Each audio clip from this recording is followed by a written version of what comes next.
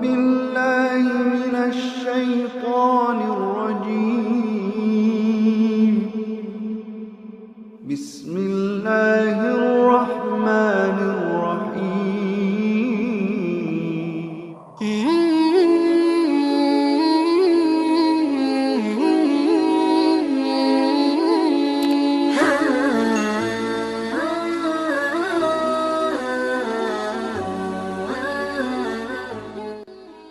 Bismillahirrahmanirrahim.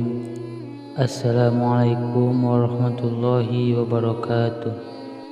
Saudara-saudaraku sekalian, Rasulullah SAW bersabda, barang siapa yang menunaikan sholat subuh, maka ia berada dalam jaminan Allah.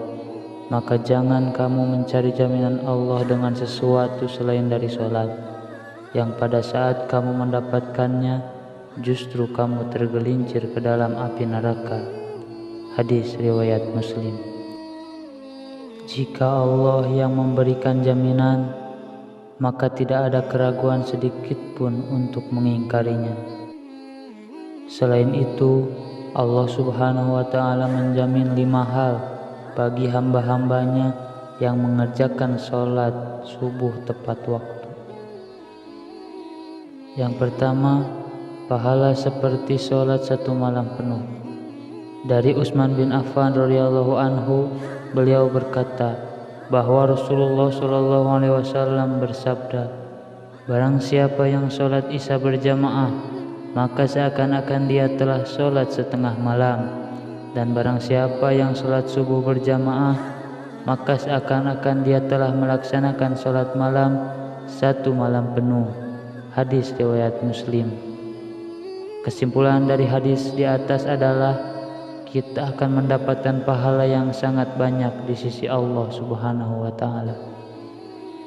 Pahala tersebut tidak hanya di dunia, namun bekal di akhirat kelak. Selain itu, Allah akan memberikan pertolongan kepada hamba-hambanya yang mengerjakan sholat subuh tepat waktu. Yang kedua, sebagai sumber cahaya di hari kiamat. Ketika kiamat datang, alam semesta akan hancur dan semua makhluk akan mati.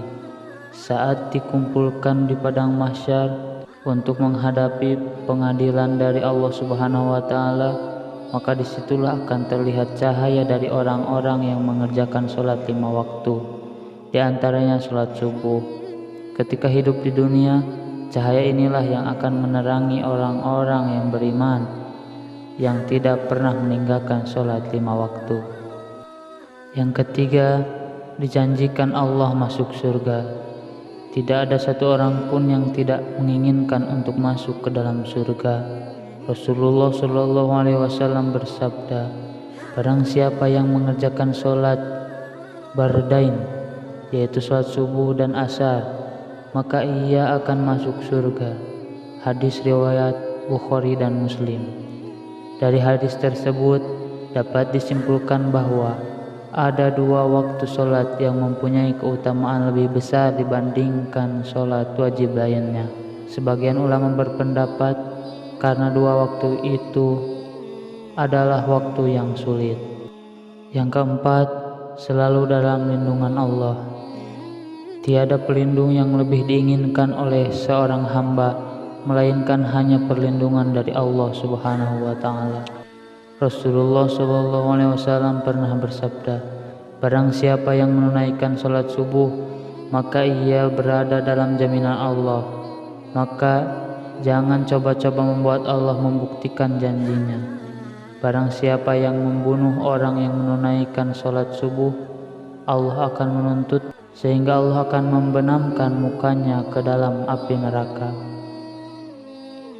Hadis riwayat Muslim, Tirmizi, dan Ibnu Majah.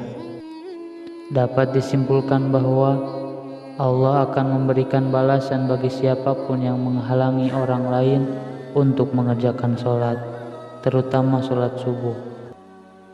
Yang kelima, dapat melihat Allah Subhanahu wa Ta'ala.